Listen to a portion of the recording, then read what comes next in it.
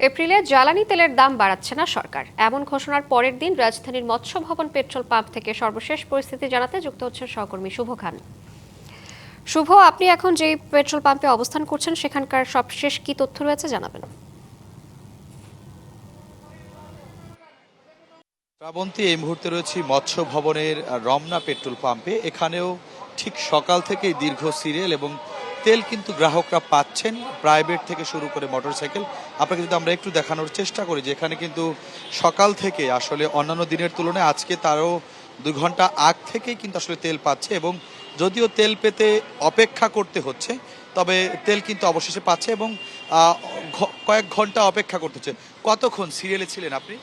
তো আনুমানিক আধা ঘন্টা হবে, আধা ঘন্টা 1 ঘন্টা। শ্রাবন্তী, দেখলেন যে আসলে আধা ঘন্টা পরে কিন্তু তেল পাচ্ছে, এবং তেলের যে সংকট বলা হচ্ছে এবং তেলের যে গতকালকে থেকে যে তেলের দাম বৃদ্ধির একটি বিষয় ছিল সেটা কিন্তু সরকার বন্ধ করে দিয়েছে। সবকিছু মিলিয়ে কিন্তু গ্রাহকদের মধ্যেও একটা সরকারকে একটা সাধুবাদের বিষয় রয়েছে, যেহেতু এত সংকটের, মধ্যপ্রাচ্যের যুদ্ধের পরিস্থিতির সংকটের পরেও যে তেলের দাম বৃদ্ধি হয়নি।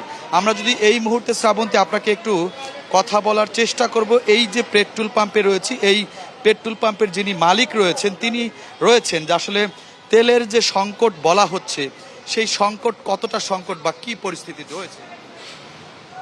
সংকট তো যারা আপনার প্যানিক বাইয়ে তেল কিনছেন বা হোল্ডিং করছেন নিয়ে তাদের কাছে সংকট। সরকারের কাছে কোনো সংকট নাই, আমার কাছেও সংকট নাই। এখন পাবলিকরা যেরকম পরিমাণ তেল নিচ্ছেন, আপনি কিছুক্ষণ দাঁড়িয়ে থেকে দেখবেন 1 লোক 2বার 3বারও আসতেছে। 200-র বেশি সার্ভিস ও ফিচারে লেনদেনের সব বিকাশ অ্যাপে সম্ভব। উনি তেলটা নিয়ে কি করতেছেন? নিশ্চয়ই উনি হোল্ডিং করছেন, অথবা যারা খুচরা তেল বিক্রি করতেছে 300 লিটার, ওনারা এখান থেকে 120 টাকা নিয়ে 200 টাকা বিক্রি করতেছে। আপনি সারাদিনে যদি 4বার নিতে পারে 20 লিটার তেল, তাহলে তো তার তো 1600-1700 টাকা ইনকাম। তো তার তো আর ওই লাগে না, ওই শেয়ারিং করতে হয় না।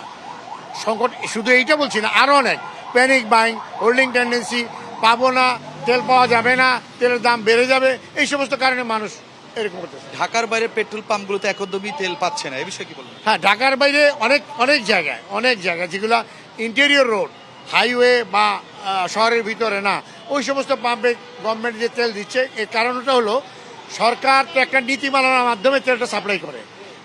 2025 মার্চে কি পরিমাণ তেল নিয়েছেন ওই পরিমাণ তেলই এখন দিবে। এখন ওই পাম্পগুলো তো ওই সময় তেল বিক্রি নাই, এই জন্য তেল কম পাচ্ছে, পাম্প বন্ধ হচ্ছে। এটার জন্য সরকার বা পাম্প মালিকদের দোষ দেওয়ার করে লাভ নাই তো।